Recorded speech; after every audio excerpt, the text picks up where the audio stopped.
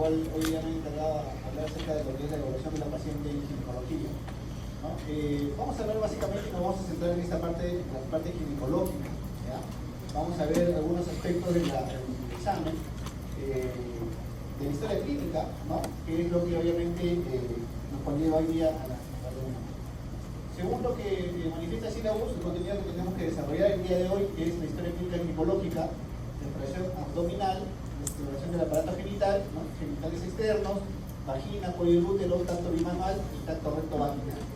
Es básicamente lo que es la parte preferencial. Ustedes saben muy bien que cuando uno hace una historia clínica, tiene ya obviamente sus partes ya determinadas, ¿no? La parte de la anamnesis, la parte de explicación, la parte de antecedentes, ¿no? Todo ello obviamente también nosotros lo realizamos, pero obviamente hay una parte muy especial que es la parte ginecológica que tiene algunas características que lo vamos a ver a continuación. ¿Qué objetivo tenemos cuando empezamos esta historia clínica ginecológica? Lo primero que buscamos es identificar factores de riesgo, ¿ya? Nosotros vamos a trabajar mucho siempre con esto, factores de riesgo, para poder ver ante qué tipo de paciente estamos, ¿no? Y obviamente qué patologías puedan presentar, ¿ya? Por decirles, tengo una mujer de repente que tiene 50 años y que tenía 8 hijos, yo ya estoy pensando en la determinada patología. Tengo de repente una mujer que de repente tiene, o tengo una niña de repente de 8 años y la veo de repente con ciertas características de desarrollo ya sexuales secundarios, también ya voy pensando en alguna otra alternativa de problema. Entonces, obviamente, cada factor de riesgo nos va a dar una información. Otro de los objetivos es buscar un consejo reproductivo. Hace un momento el doctor nos ha hablado acerca de todo lo que son los métodos de planificación familiar, ¿no? Y obviamente ese es uno de los motivos de consulta que a veces también tienen las pacientes, ¿no? Y finalmente vamos a ver un motivo de consulta, y esto se va a disgregar en diferentes tipos de pacientes, como lo vamos a ver después.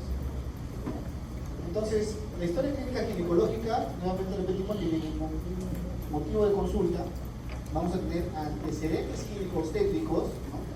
Vamos a tener antecedentes patológicos como cualquier paciente, que también nos van a servir para poder obviamente entender ante qué tipo de paciente estamos. Vamos a tener antecedentes quirúrgicos, y eso lo vamos a poder valorar de repente viendo o haciendo el examen abdominal, como mencionábamos hace un momento, ¿no?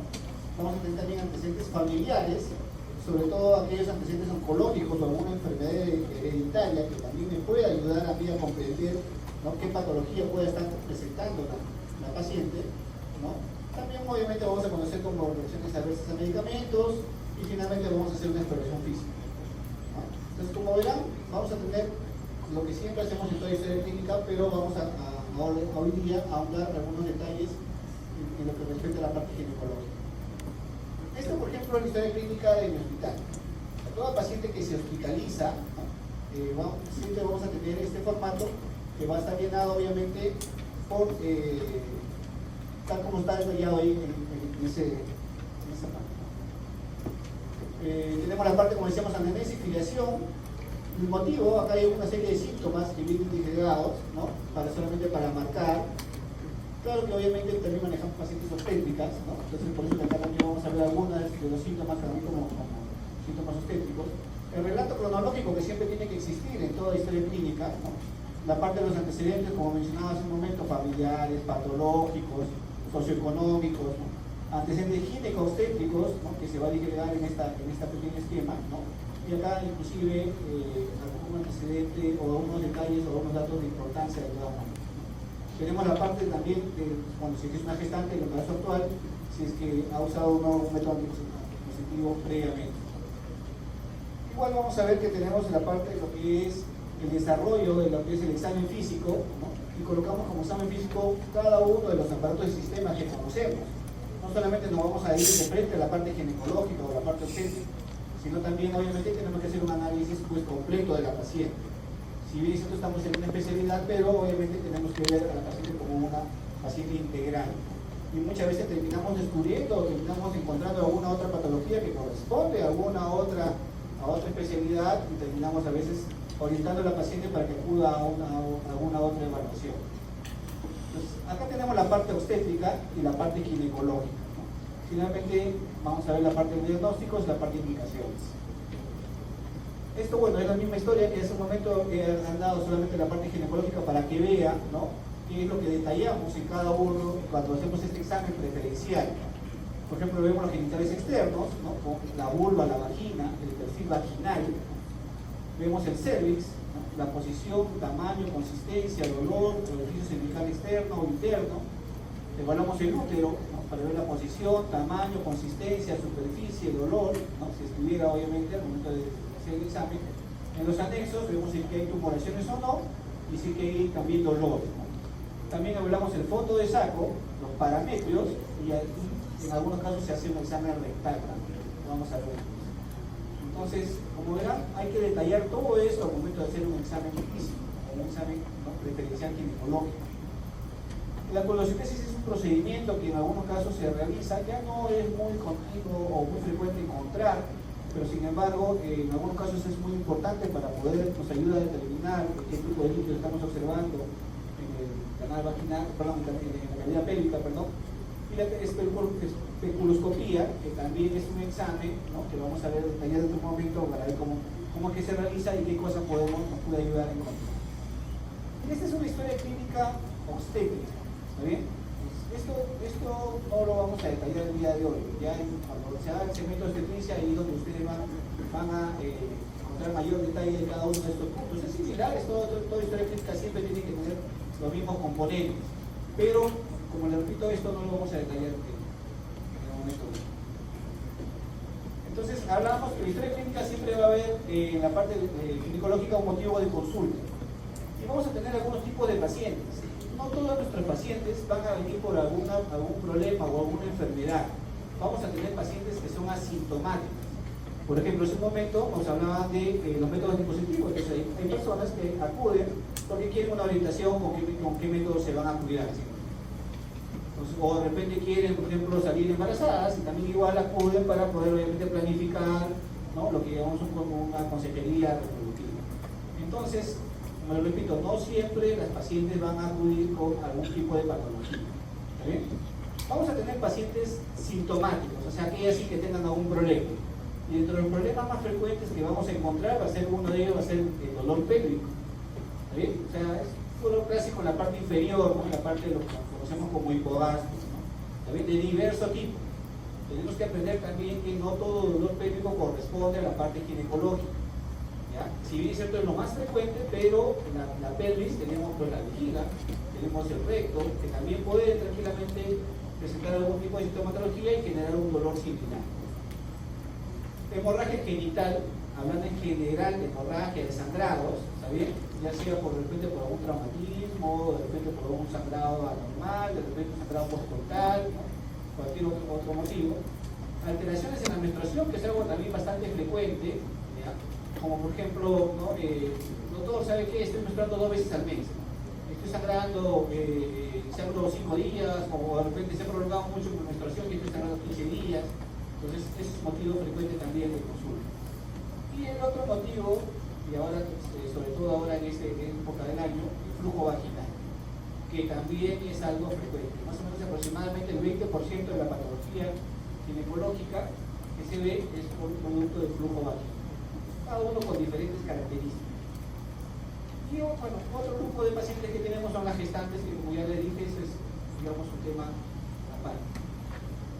Cuando vamos a ver la historia, la parte de los antecedentes, tenemos que anotar todos estos datos. Primero la menarquía, o sea, a qué edad le vino su primera menstruación. Y esa va a ser una información muy importante para poder yo predecir si es que esta paciente también puede presentar algunos problemas o no. La fecha de última regla, y como está descrito ahí, hay que aprender a preguntar la fecha de última regla normal, ¿ya? Porque a veces las pacientes piensan o creen que tienen una fecha de última regla porque menstruaron una sola vez, ¿no? Perdón, un solo día, ¿no? Y finalmente eso muchas veces no corresponde a lo que ellas conocen como su menstruación. Vamos a ver en un momento qué preguntas o cómo podríamos hacer. El régimen catamenial nos referimos a que cuántos días sangra esta mujer durante su menstruación y cuánto tiempo le dura todo el periodo menstrual. ¿Ya? El último Papa Nicolau también es un dato muy importante, ¿no? Hay mujeres que a veces no se hacen frecuentemente, ¿no? Hay veces que dicen inclusive que nunca se han hecho, ¿no? De todas maneras tenemos que colocar la fórmula obstétrica que se abrevia entre lo que es la letra G, que corresponde al número de gestaciones, y la letra P, que corresponde al número de paridad. Cada uno de esos, como bien vamos a ir, la letra A, B, C, D, va a darnos una información diferente, ¿no? Entonces, eso ya se va a detallar más, como les decía, en la parte de este piso. Si han tenido partos, cuántos partos han sido vaginales, cuántos partos han sido cesáreas, cuáles han sido los motivos de la cesárea, si es que ha tenido abortos, ¿no? Y también igual, cuando hablamos de abortos, hay que tratar de identificar cuál ha sido o qué tipo de aborto tuvo. No es lo mismo que una paciente haya tenido de repente 3 o 4 abortos provocados a una paciente que haya tenido 3 o 4 abortos de repente de una forma espontánea, ¿no? Y a diferente edad gestacional. Entonces, eso también es importante poder explorar. ¿Qué método anticonceptivo usa o usaba, ¿no? Y hasta cuándo lo usó? Hay que averiguar el inicio de las relaciones sexuales, ¿no? A qué edad fue, o a qué edad tuvo su primera relación sexual, el número de parejas sexuales también, ¿no? Si es que tuvo alguna enfermedad o una infección de transmisión sexual, también eso es importante. Y de repente si es una persona ya de una edad avanzada, si es que ha usado terapia de reemplazo hormonal. Entonces, como verán, son varios los datos que tenemos que nosotros recabar al momento de hacer los antecedentes gineco-obstétricos. Cada uno de ellos, como lo repito, nos va a dar alguna información que va a ser importante para el análisis de nuestra paciente. Esto es algo que lo cual tenemos que nosotros aprender siempre a preguntar y a indagar. Las características de la menstruación. Por ejemplo, ¿cómo preguntan a qué edad se enfermó por primera vez cuando nos referimos con la menarquía? ¿No? ¿Cuántos días se enferma? Si es que obviamente pues, nos referimos al ritmo, al tiempo que dura todo su periodo menstrual. ¿Qué cantidad se enferma o cuántos paños diarios se cambian? Siempre tenemos que buscar obviamente términos que sean coloquiales con el paciente. No podemos nosotros estar hablando con términos médicos porque finalmente no nos van a entender y la información que nos dé no nos va a tampoco ser útil. ¿Cuántos días le baja la regla? ¿No? ¿Cuándo se enfermó la última vez? ¿No? ¿De qué color es la menstruación? ¿Tiene coágulos? ¿No? Junto con la regla le viene o no alguna molestia. Entre regla y regla presenta algún tipo de sangrado o le baja sangre, ¿no? Y siempre es igual la menstruación o ha notado un cambio. Porque como lo repito, a veces, primero las mujeres a veces no se acuerdan cuándo fue su última regla. Tú les preguntas y te dan informaciones muy vagas. Aunque algunas ahora ya sacan el celular y lo tienen anotado ahí. Pero la mayoría te dicen, oh, bueno, creo que fue en enero, la última semana. Tienes que tratar de por ahí, más o menos, tratar de indagar, ¿no? Darle algún dato, de decir, sí, fue en diciembre, bueno, fue por Navidad, o fue por tal día, más o menos como para que tú puedas orientarte y tener una fecha más o menos real. Entonces hay que aprender a preguntar siempre eso. Y como les repito, siempre preguntar si esta última regla ha sido o corresponde a las características de las cuales habitualmente la mujer está acostumbrada a conocer como menstruación. ¿Qué consideraciones tenemos que tener para hacer un examen ginecológico? Obviamente cuando vamos al ginecólogo pues vamos a revisar una parte que es muy íntima en la mujer y obviamente no vamos a poder nosotros tener la libertad, tampoco pues, obviamente estar examinando como por ejemplo podemos tener el pecho molido, una garganta, ¿no? De los pulmones, que obviamente no van a representar mayor problema, ¿no? Entonces, ¿qué tenemos que tener? Primero, privacidad. La privacidad es importante. El ambiente, obviamente, donde estemos, ¿no? Tiene que ser un ambiente privado. Pero eso no quita de que tenga que haber siempre un acompañamiento. ¿Ya? ¿Por qué acompañamiento? Porque lamentablemente a veces nos hemos visto envueltos en problemas de denuncias, ¿no? Porque de repente la paciente interpretó mal algún tipo de maniobra que hicimos al momento de hacer un examen. Entonces, para eso es importante tener que explicar detalladamente el examen que vamos a realizar. Antes, obviamente, primero conversamos con la paciente, primero hacemos todo lo que conocemos como anamnesis, y antes de comenzar a hacer el examen tenemos que explicarle detalladamente qué vamos a hacer. Señora, usted se va a cambiar, se va a poner la bata, va a orinar, ¿no? Luego va a salir acá, se va a echar a la camilla, va a colocar sus piernas de tal manera, como vamos a ver después, ¿no? Voy a colocarme guantes, voy a introducir video, voy a tocar tal o cual parte, cosas por el estilo. Explicar primero, no simplemente decir ya cámbiese, ya échese y después de examinar. Porque como les repito, muchas veces puede haber, ¿no? Malinterpretaciones que finalmente puedan poner en peligro. Y esto de que tengamos que tener un acompañamiento no solamente va para los varones, sino también para las mujeres. Hemos visto casos de colegas mujeres que también se han visto envueltas en problemas, ¿no? de quejas, de denuncias, porque también la paciente interpretó mal. Entonces hay que tener mucho cuidado con eso. Hay que evitar dar órdenes bruscas, ¿no? Porque como repito, tenemos que entrar en confianza con la paciente. Tenemos que darle un poco de confianza para que nos pueda contar, para que se pueda dejar examinar. Porque si la paciente no colabora, finalmente vamos a tener muchos problemas al momento de hacer el examen. ¿Ya? Y obviamente siempre todo lo tenemos que revisar con cuadros. ¿Cómo es un consultorio clásico que siempre estamos acostumbrados a ver? ¿No? De repente simplemente es un escritorio, unas sillas y una camilla como la que estamos viendo ahí en la imagen, ¿sí? ¿No? Y simplemente un pedestal para que los pacientes puedan subir. En el caso del consultorio ginecológico, sucede que la cosa va a cambiar, porque como decíamos en un momento tiene que ver privacidad. Vamos a ver acá, ¿no? Un consultorio que está separado en dos áreas. Esta parte podemos ver la parte del escritorio, ¿no? Y en la otra parte está la parte de la camilla ginecológica. ¿Está bien? Es un sitio que, bueno, está, si esto pertenece a la misma área, ¿no? Pero tiene que tener una división. Claro, esto es una imagen, bueno, esto puede ser una práctica privada, de repente, ¿no? En los hospitales no lo vamos a ver de la forma como estamos viendo aquí, pero siempre tiene que ver una cierta privacidad. De repente separado con un biombo, con una cortina, con algo que a la paciente pues le permita tener un poco de privacidad y no esté expuesta a que todo el mundo pueda estar bien. Entonces, este por ejemplo es otro consultorio ginecológico también igual, ¿no? Pero como verás, tenemos la camilla, tenemos el colposcopio, la lámpara, ¿no? El cuello de ganso que conocemos, ¿no? Inclusive acá estamos viendo hasta un ecógrafo. Porque, bueno, si bien es cierto, el ecógrafo no es parte del examen físico, pero actualmente es algo de lo cual nos ayuda bastante para poder entender qué problema pueda estar teniendo la paciente. Entonces, como verán, por ejemplo, acá vemos un biombo que está separado. Entonces, un consultorio ginecológico muchas veces tenemos más cosas en las cuales obviamente también tenemos que tener un poco de orden y un poco de privacidad. Cuando vamos a hablar de la exploración física tenemos que hablar básicamente de tres partes, ¿no? El examen mamario, ¿no? Que vamos a ver a continuación, el examen abdominal y el examen propiamente ginecológico. No nos olvidemos que parte de los problemas ginecológicos, ¿no? Muy frecuentes son los problemas en la mama. Entonces, lo primero que vamos a hacer al hacer un examen de mama, vamos a hacer una inspección. ¿Está bien? Entonces, la paciente obviamente va a estar con el torso desnudo, ¿no?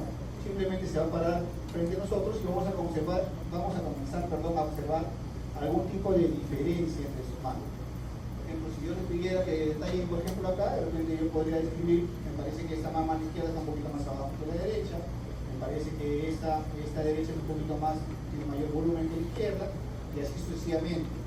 Porque obviamente no todas las mamas son iguales, no tendrían por qué serlo tampoco. Entonces, estas características tenemos que describir. Le podemos pedir a la paciente que de repente cambie de alguna posición, como por ejemplo que levante las manos, ¿no? Para poder observar mejor, o que ponga sus manos a nivel de la cadera, tal como está en la imagen, ¿no? De repente que pueda colocarlo en esta posición o que se incline un poco, para también poder observar alguna asimetría, algún abultamiento, ¿no? Algo que de repente no pueda estar siendo evidente, no porque lo ponemos simplemente de frente aquí. ¿Está bien? Entonces estamos en la parte de inspección donde solamente estamos viendo nada más, ¿no? ¿Qué tenemos que también observar? Tenemos que observar si la paciente presenta cicatrices, si presenta algún tipo de retracción, asimetrías, ignoraciones, úlceras o lo que conocemos como piel de naranja. Por ejemplo, en este dibujo de acá estamos viendo lo que es la parte del pezón, ¿no? Que acá, de repente, si está muy lejos no lo van a apreciar muy bien, pero se observa una pequeña úlcera en el pezón. Eso ya nos indicaría de repente alguna sospecha de algún problema de malignidad. Acá estamos observando otra mama ya de mayor volumen, ¿no? Y si notan acá, tiene un cierto enrojecimiento en esta parte de acá. Y tiene todo esto puntiforme, lo que conocemos, como ustedes han visto, como es la cáscara de la naranja. Por eso que en ese momento mencionábamos, decíamos piel de naranja, ¿sí? Porque obviamente tiene ese aspecto. Acá estamos viendo ya una imagen completamente distinta. Acá ya podemos escribir algo de signo de fluorosis, ¿no? Eritema, aparece, se da cuenta.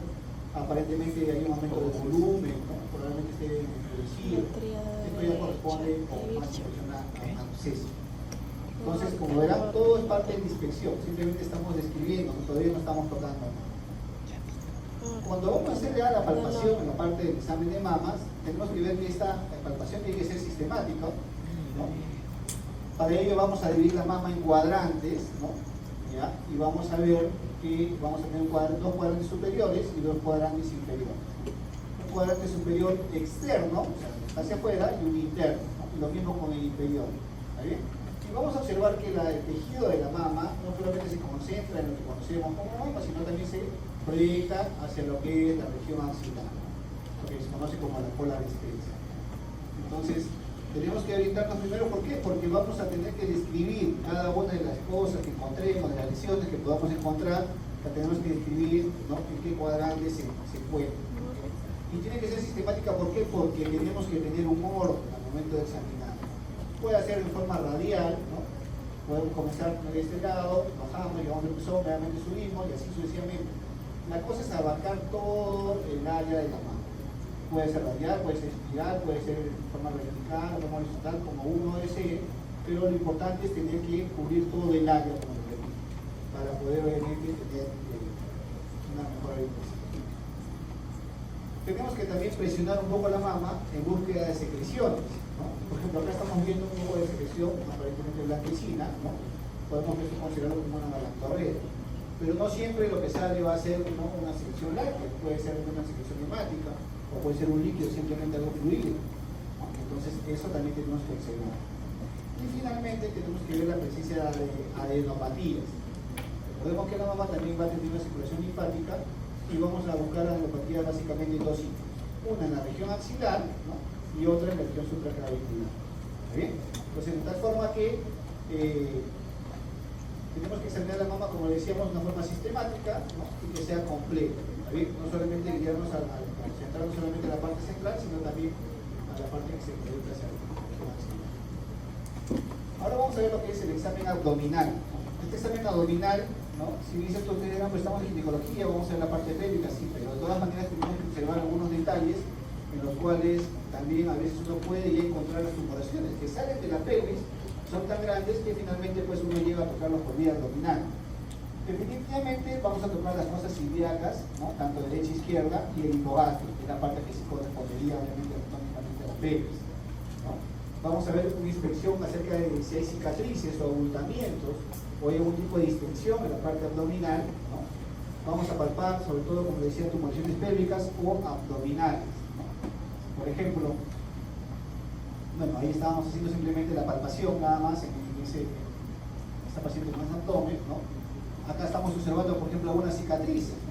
¿Y por qué es importante para mí determinar si tiene cicatrices o no? Por ejemplo, viene esta paciente, le veo como una cicatriz de la forma como está acá, en ese sentido, que probablemente es un problema de apéndice, ¿no? Entonces, si yo tengo una paciente que de repente me dice, sí, me operaron de apendicitis, tengo que pensar que de repente esta paciente puede tener algo de adherencias, de repente tuvo peritonitis, y de repente eso puede ser causa de repente de dolor, ¿no?, o causa de infertilidad.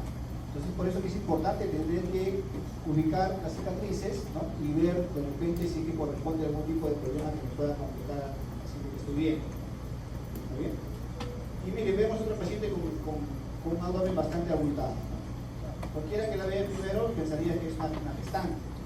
Sin embargo, esta es una paciente que portaba una tumoración, ¿no?, pélvica de tipo mioma, un mioma gigante. Entonces, como verán, no siempre lo que vamos a observar, ¿no?, está por la gestación, por muy grande que parezca. Entonces, todo eso dentro de lo que es el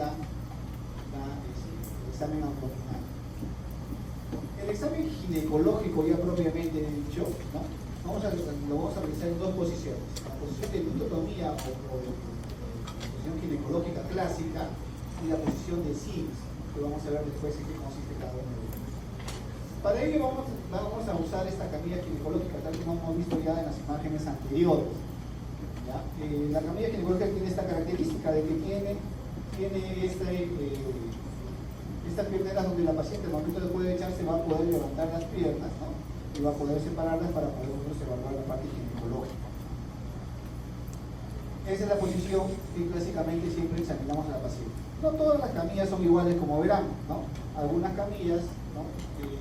Tienen de repente, son más simples como esta que estamos observando, y algunas otras tienen pues algunos otros aditamentos que también a veces facilitan un poco el examen, ¿no? Pero la finalidad, ¿no?, es colocar a la paciente en esta posición, la posición de dicotomía. ¿Muy bien? Y la posición de Sims, decíamos, ¿no?, que es la posición en la cual la paciente va a estar echada de costado, ¿no?, con una pierna extendida y la otra pierna semiflexionada para poder examinar la parte ginecológica. Después vamos a ver cómo se realiza este tipo de examen. El examen ginecológico también va a depender de a qué tipo de paciente estamos viendo, ¿no? No es lo mismo ver de repente a un neonato que también puede tener problemas ginecológicos, y eso también ustedes tienen que entender que los ginecólogos en especialidad hay diferentes también subespecialidades. Hay una subespecialidad, por ejemplo, que ve lo que es todos los problemas del niño y adolescente, ¿no? Y ahí se encargan de ver, por ejemplo, estos problemas. Acá estamos viendo una imagen, por ejemplo, de un neonato, ¿no?, que tiene un problema a nivel vulvar, ¿no? Está fisurado, está cerrado, blanco. Entonces, eso también tenemos que observar. Si bien esto ya corresponde a una subespecialidad, pero obviamente tenemos que orientarnos, como repito, de que también podemos encontrarnos con este tipo de pacientes. Tenemos que saber que la paciente va a ir cambiando a medida que van pasando los años, ¿no? Obviamente esta niña va a comenzar a crecer y va a comenzar a pasar por la etapa de desarrollo, ¿no?, lo que conocemos como los estadios de tanque, ¿no? Entonces, donde inicialmente vamos a ver que no hay mayor cambio, ¿no?, y finalmente vamos a terminar en una paciente con ya los caracteres sexuales secundarios bastante desarrollados. Y esto también tenemos que aprenderlo, porque no es lo mismo que yo vea a una paciente de repente que tenga, no sé, 7 años, por exagerar, y que vea que tenga un estadio tan de 5, ¿no? Cuando obviamente voy a empezar pues ya por algún problema de repente de pubertad precoz, y eso hay que trabajarlo también. O al revés, ¿no? De repente que tenga una paciente que tenga 20 años y que esté pues, un cáncer, entonces también lo mismo. Entonces, por eso que es importante tener que aprender, ¿no?, cómo va cambiando la mujer en su evolución para poder hacer un examen correspondiente. Hay algunas cosas que vamos a ver de repente a determinados también, a determinadas edades, ¿no? Una mujer, por ejemplo, que esté en la pubertad, cuando comienza a tener todos los cambios, de repente ya decíamos un momento del crecimiento de los órganos sexuales secundarios, ¿no?, que las características femeninas comienzan a desarrollarse, ¿no?, va a comenzar a presentar problemas completamente diferentes a una mujer que de repente ya esté en la menopausia o sea postmenopáusica, ¿no? Entonces, eso también, como repito, tenemos que aprender a reconocer cada tipo de paciente. Por ejemplo, en este gráfico nos habla acerca básicamente de lo que es las características con respecto a la expresión. Pero igual, de todas maneras, tenemos que tener la idea de que por mucho que estemos en ginecología, por mucho que siempre veamos a una mujer, no siempre va a ser el mismo tipo de paciente que tenemos. Cuando veamos la parte, obviamente, externa, vamos a ver primero los genitales, ¿no?, que es lo que primero que vamos a visualizar. Entonces, acá dentro de los genitales externos, vamos a ver primero el monte de Venus, ¿no?, vamos a ver lo que es el perineo. El monte de Venus, que es esta parte acá, que es el vello público, el perineo, que debe ser toda esta parte de acá, ¿no?, los labios mayores, los labios menores, más internamente, el introito vaginal, el clítoris, ¿no?, el meato uretral, y también podemos observar la glándula vaginal. Vamos a ver cómo es que se realiza el examen de cada uno de ellos. Tenemos que también aprender a reconocer que no todas las pacientes tienen el mismo tipo de vulva, porque, ¿no?, acá este es un gráfico de repente de diferentes tipos, ¿no?, algunas tienen los labios más grandes, otras más pequeños, labios asimétricos, mayor cantidad de vello. Entonces, esas cosas también tenemos que aprender a reconocerlas, ¿no?, como obviamente para poder entender si estamos ante un caso normal o de repente ante un caso que de repente requiera algún tipo de tratamiento. Vamos a hacer también una palpación al momento de hacer el examen. Primero inspeccionamos, miramos y luego obviamente palpamos, ¿no? Vamos a palpar obviamente siempre con guantes, como les mencionaba, en ambas manos, ¿no?, para poder examinar, y vamos a comenzar a buscar de repente algunas glándulas que también pueden estar. Es un videito, vamos a ver acerca de cómo es que se realiza el examen ginecológico, ¿no? Obviamente es una maqueta, ¿no? Esa maqueta está bien. Descubrimos a la paciente, ¿no?, Y vamos a observar primero la parte superior, que es el monte de Venus, ¿no? La parte de incisión del vello también, que se prolonga en toda esta área. Vamos a observar los labios mayores, ¿no? Esa parte central, todo lo que es el introito. Podemos separar con nuestro dedo, tal como está separando, o va a comenzar a separar, para poder observar ya la parte más detallada del introito. Observamos el clítoris, por acá tendría que estar el orificio ventral, ¿no? Todo lo que es la genital, la parte del periné y finalmente el ano. ¿Ya? Es lo que siempre vamos a visualizar.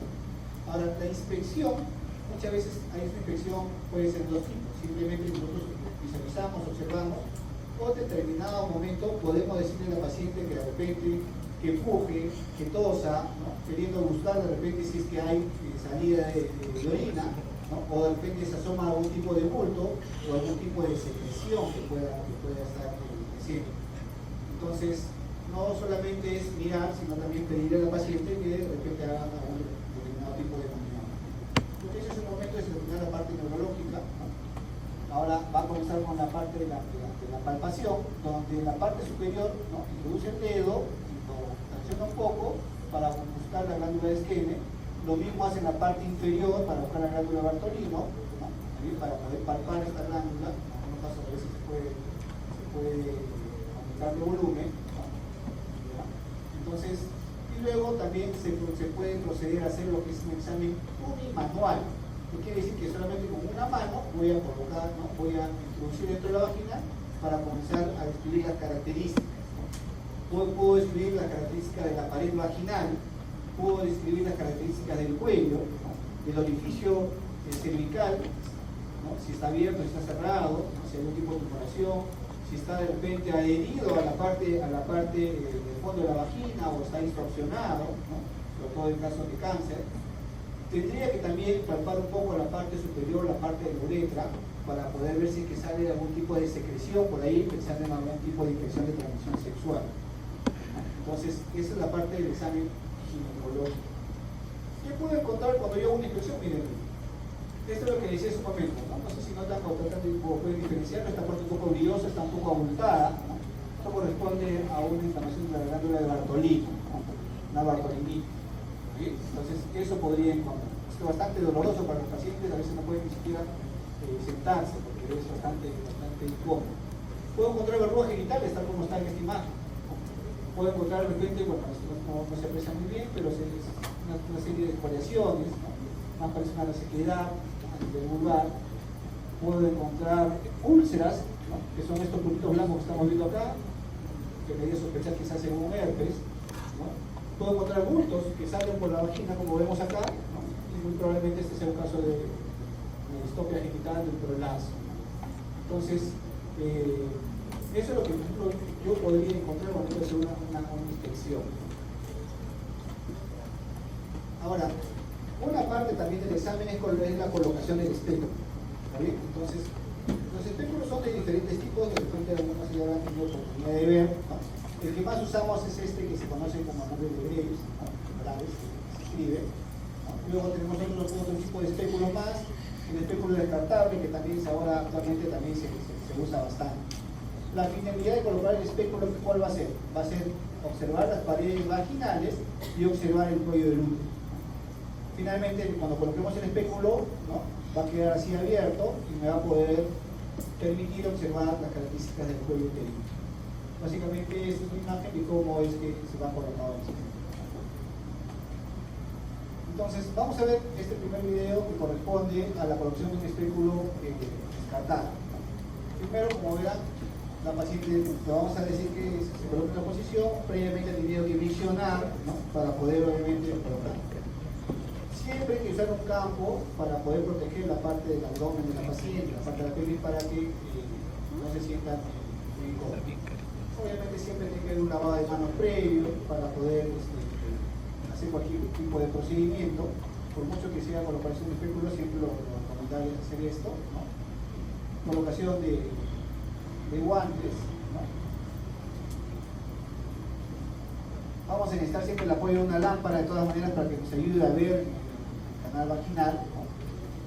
Se debe colocar los guantes en ambas manos y esto también se tiene que recalcar. A veces lamentablemente empezamos a adquirir malas costumbres y van a ver que de repente a veces algunos ginecólogos solamente nos colocamos un guante, nada más. Siempre debe haber nada más. Se separan los labios como vieron con los dedos, ¿sí? Y el espéculo va a ir en forma de lado, ¿no? Tal como lo estamos observando ahí, ¿no? Que se alinee con lo que es el eje de la vulva. Una vez que ingresa, ¿no? Giramos y nos dirigimos hacia la parte posterior, que es la parte donde más frecuentemente vamos a encontrar el cuello uterino. ¿Sí? Entonces, separamos, ¿no? Y finalmente terminamos observando así. Entonces, terminamos observando el cuello uterino de esta forma. ¿Qué vamos a ver? Como decía hace un momento, el color, ¿no? Si hay secreciones, si es que hay algunas heridas, que es lo que muchas veces le preocupa. ¿Cómo retiramos el espéculo? ¿No? Lo cerramos primero, igual lo giramos de la misma forma, ¿no? Y lo retiramos tal como ingresó. Entonces, esta parte es una parte a veces muy incómoda para los pacientes. Y si encima no le hemos dado confianza, nosotros finalmente vamos a encontrar mucha resistencia. La paciente no se va a relajar, va a estar a veces tendiendo a cerrar las piernas y obviamente le va a ser muy incómodo. Entonces, por eso que nosotros previamente tenemos que haber explicado todo lo que vamos a hacer. Como lo repito, siempre que va a hacer un procedimiento, se tiene que explicar previamente a la paciente. Esto ya es otro video en el cual vamos a observar cómo se coloca este tipo de espéculo que, como les mencionaba, es uno de los más usados.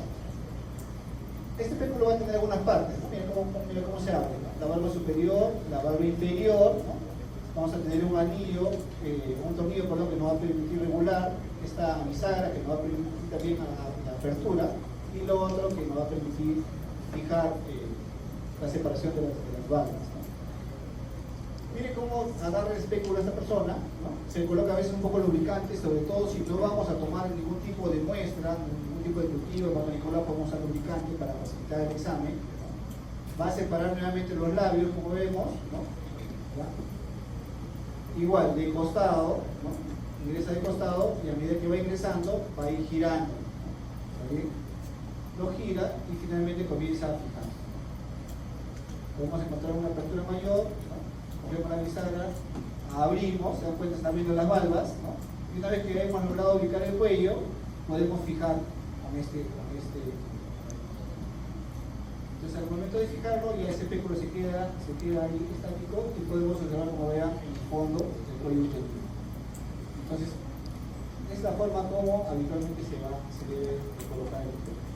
Para retirar tenemos que hacer lo mismo, ¿no? Obviamente tenemos que soltar primero este anillo y luego, obviamente, retirarlo de la misma forma, colocarlo de lado para poder sacar.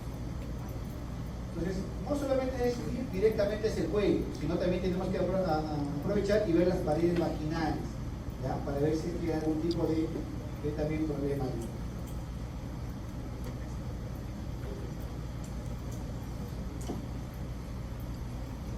Luego, la otra parte del examen ginecológico es el tacto bimanual. Hace un momento habíamos descrito el tacto unimanual, ¿no? Luego de haber visto la palpación, habíamos visto que introdujo una mano, introdujo dos dedos, básicamente, porque solamente usamos dos dedos, ¿no? Y para escribir solamente decíamos lo que es la característica de la vagina y del cuello. En este caso lo que vamos a hacer es, obviamente una mano va a ingresar dentro de lo que es el canal vaginal, ¿no? Solamente, como decía, dos dedos, el dedo índice y el dedo medio. El dedo pulgar siempre va a tener esta posición, ¿ya? Y la otra mano vamos a colocar sobre la parte de atrás. Entonces, con esto, ¿qué vamos a buscar? Vamos a buscar primero tratar de limitar el tamaño del útero. Vamos a tratar de ubicar si es que hay algún tipo de tumoración en los anexos. Vamos a ver si es que hay o desencadena algún tipo de dolor, algún tipo de malestar al momento que hacemos el examen. Entonces, siempre este examen manual, ¿no? tiene que ser muy cuidadoso y no tampoco podemos ser muy bruscos, porque como decía, es incómodo para la paciente tener que estar haciendo este tipo de exámenes, ¿no? Y si encima somos bruscos, de todas maneras va a referir dolor y no vamos a ver si el dolor es por algún problema ginecológico que tenga o por el examen que estamos haciendo de repente de una forma no correcta. Pues acá lo mismo, ¿no? Ahí mismo se pone de pie, ¿no? Introduce los dedos, ¿no? Y con la otra mano trata de ver parte de. Como ya hemos visto en su momento, puede haber tumoraciones que salen de la pelvis y pueden llegar pues, a ocupar casi todo el abdomen. Entonces, no necesariamente se tiene que centrar en la parte inferior, ¿no? ¿Ya? Entonces, ¿qué cosas buscamos o qué tratamos de escribir? Tal como les enseñé al inicio en la parte que corresponde a la historia clínica, ¿no? El aspecto ginecológico. En el caso de la vagina, debe ser homogénea, no debe ser dolorosa, se deben buscar nódulos o crecimientos anormales, ¿no? Hay que también valorar los fondos de sacos en el vaginal. En el caso del cervix, hay que describir la consistencia, longitud, forma y posición, ¿no? Valorar el orificio genital externo. Hay que movilizar el cervix, que es una de las maniobras muy clásicas que hacemos para poder ver si es que hay algún tipo de inflamación o nivel pélvico, ¿no? En el caso del útero, hay que ver la posición, tamaño, movilidad y algún tipo de asimetría, ¿no? En su superficie. En el caso de los anexos, también igual. Normalmente cuando uno palpa los anexos, no palpamos los ovarios, son muy pequeños, ¿no? Y tampoco palpamos las trompas, pero ya cuando hay algún tipo de anormalidad, sí, obviamente esto puede ser palpable. Pues, como dicen, aumentos de volumen o también dolores musculares. Y finalmente vamos a ver lo que es el tacto recto vaginal. ¿Bien? Como ven acá en la imagen, ¿no? Un dedo está introducido en el canal vaginal y otro dedo está introducido en la parte rectal. ¿Bien? ¿En qué casos es necesario esto? Sobre todo en casos a veces de cáncer. Cuando está tomado a veces ya lo que conocemos como los parametrios y todo eso está un poco deforme. Queremos ver de repente, no se puede ser muy fácil poder examinar de repente por el vaginal, entonces lo hacemos de esta forma. Esta es la posición que mencionaba hace un momento, la posición de Sims, ¿no? Que como verán, una pierna está estirada, ¿no? Y la otra está flexionada.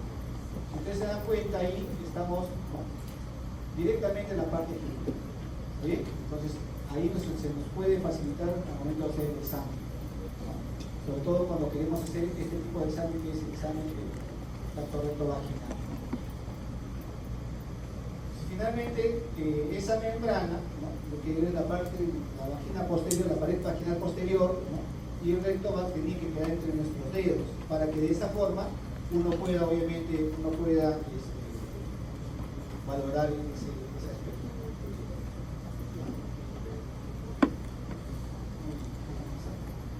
Entonces, ¿qué conclusiones tenemos que llegar? Que el examen ginecológico, por su naturaleza, es de alta privacidad. Y eso siempre tiene que tener ustedes muy en cuenta. Siempre hay que mantener un trato cordial y de respeto a la paciente, eso es lo principal. Ganando la confianza primero de la paciente para que no tengamos problemas con hacer el examen. Informar realmente de recalco, informar detalladamente el procedimiento o el examen a realizar. El examen ginecológico, como decíamos, es diferente según la etapa de la vida, como ya hemos mencionado. ¿Ya? No siempre la mujer va a tener los mismos problemas, de acuerdo obviamente al tipo de paciente que tenga. Y el examen auxiliar como ecografía en la actualidad es considerado como un examen de rutina. Si bien es cierto, todo este examen ginecológico que hemos visto, que corresponde a lo clásico, lo conocemos como parte del examen físico, pero ya también les mencionaba de que un ecógrafo en la actualidad nos es de mucha utilidad para poder nosotros entender qué puede estar pasando con la